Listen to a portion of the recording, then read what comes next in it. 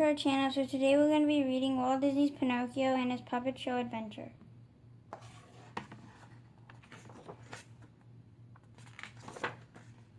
There once was a kind old man named Geppetto. He lived in a little house with his goldfish Cleo and his cat Figaro. Another friend, Jiminy Cricket, lived in the house too. Geppetto could make wonderful things out of wood. One day he made a puppet that looked like a boy. He called the puppet Pinocchio. "How I wish Pinocchio was a real boy," he said. "It would be fun to have a son." The good fairy heard Geppetto's wish. That night she came to his house. When everyone was sleeping, she touched Pinocchio with her wand. Suddenly the little wooden puppet came to life. And what did Pinocchio do first? He tried to take Cleo out of the goldfish bowl. "No, no, Pinocchio," cried Jiminy Cricket. "Put that fish right back." The noise woke up Geppetto. He could not believe his eyes. There was his wooden puppet, dancing, singing, and dancing. The old man was so happy he hugged Pinocchio. "My son," he said, "my own little wooden son."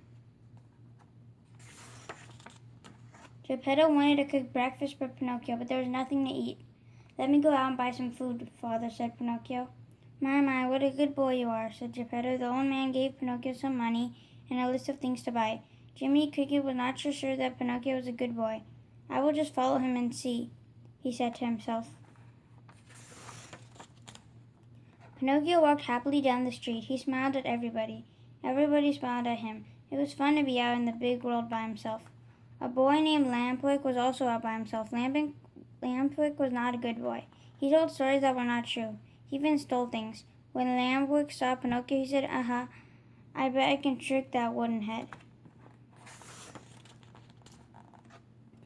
"Hi, friend," said Lampwick. "What do you have in there?" "Money," said Pinocchio. "I'm going to buy food." "Why not buy candy?" said Lampwick. "It tastes better." "No, no, Pinocchio, don't listen," called Jiminy Cricket. Pinocchio paid no attention. He followed Lampwick to the candy store.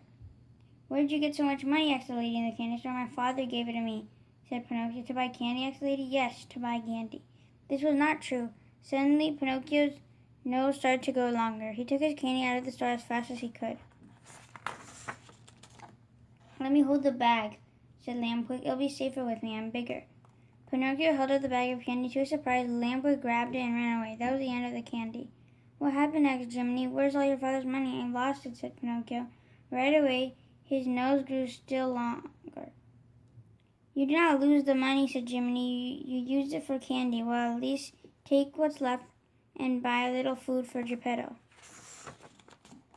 As they walked toward home, Pinocchio held the bag of food in front of his face. He did not want anyone to see his long nose. A sly old fox and a thin, hungry cat were hiding by a bridge. "Look at that little wooden head," said the hungry cat. "He has a sack of food." "Hello, my fine lad," said the fox.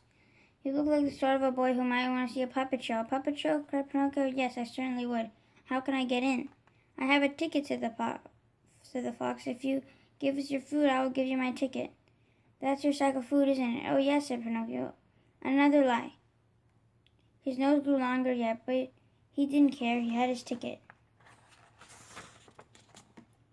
A line of people were waiting to get into the puppet show. They got mad at Pinocchio when he bumped into them with his long nose. "You better not tell any more lies," said Jiminy Cricket. "You already have too much nose for a puppet your size."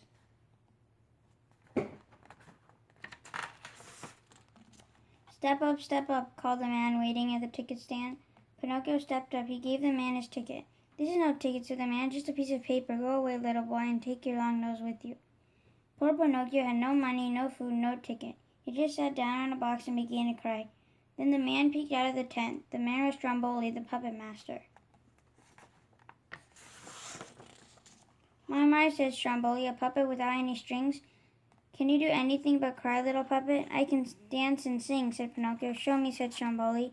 Pinocchio danced, he sang, he turned cartwheels, he even stood on his head. Then Stromboli showed his puppets to Pinocchio. He pulled our strings and the puppets kicked their feet. "You don't need any strings," said Stromboli. "Come with us, you'll be the star of our show." "Don't listen, Pinocchio. Go home to Geppetto," said Jiminy. But Pinocchio did not want to go home. He wanted to be a star. The show started and Pinocchio began to dance. Look, no strings, he called. Everybody cheered. But the other puppets had strings. Pinocchio's long nose got caught in those strings. He crashed to the floor. Everybody started to laugh. Suddenly, Pinocchio was very unhappy. He did not like to have people laugh at him. I'm not such a great star after all, he said. I want to go home to Geppetto.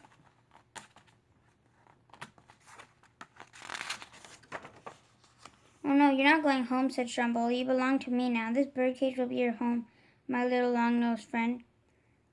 Help, called Pinocchio from inside the cage. Let me out. But the puppets could not help. They could not move unless someone pulled their strings. Jiminy could not help either. He was too small, but he could get help. Jiminy ran quickly to Geppetto's house. Geppetto, he called, you must save Pinocchio. Stromboli, the puppet master, has put him in a cage. My poor little Pinocchio in a cage, said Geppetto. The old man followed Jiminy down the dark street. He was carrying a lantern in one hand.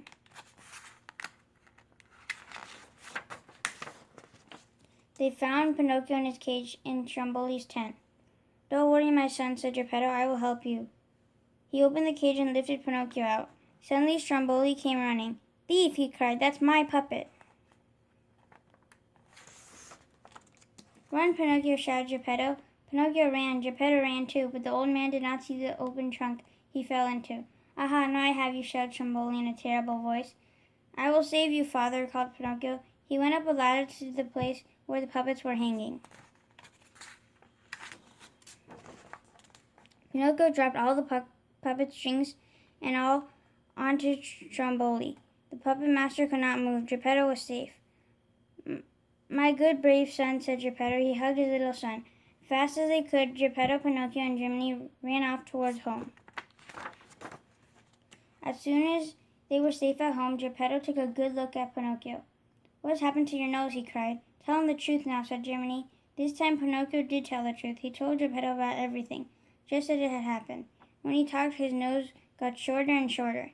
Finally, it was just the way Geppetto had made it. Never again, Pinocchio decided he would tell another lie. The end. Thank you for watching. Hope you guys enjoyed Disney's Pinocchio. And stay tuned for more book reads coming soon. Take care, guys. Be safe out there, and we'll see you soon. Goodbye. Bye.